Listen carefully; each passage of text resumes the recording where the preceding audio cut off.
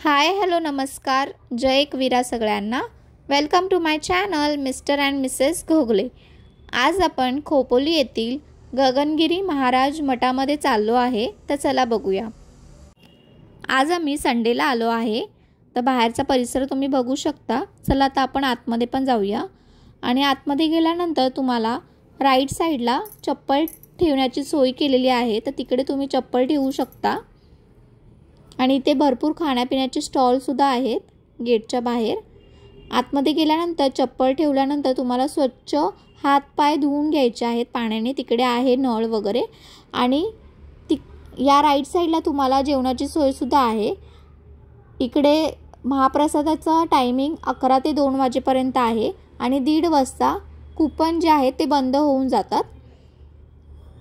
आणि आतला परिसर तुम्ही बघू शकता किती सुंदर आणि स्वच्छ आहे, जरा सुद्धा कचरा इथे तुम्हाला दिसणार नाही। आणि पाण्याची सोय सुद्धा एवढी उत्तम आहे, इकडे जागोजागी तुम्हाला प्यायचं पाणी भेटेल।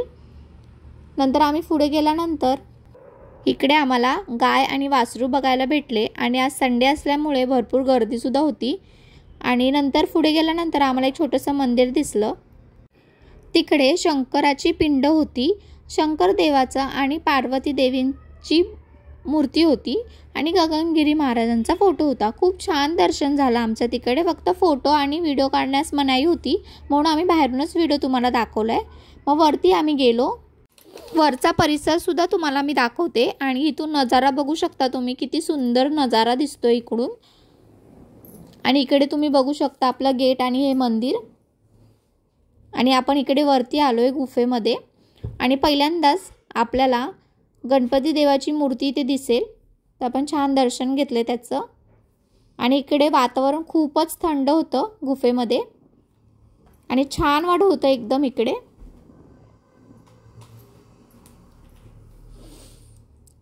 नंतर आम्ही पुढे गेल्यानंतर आम्हाला इकडे देवीची मूर्ती दिसली, इथे सुद्धा आम्ही पाया पडून घेतलं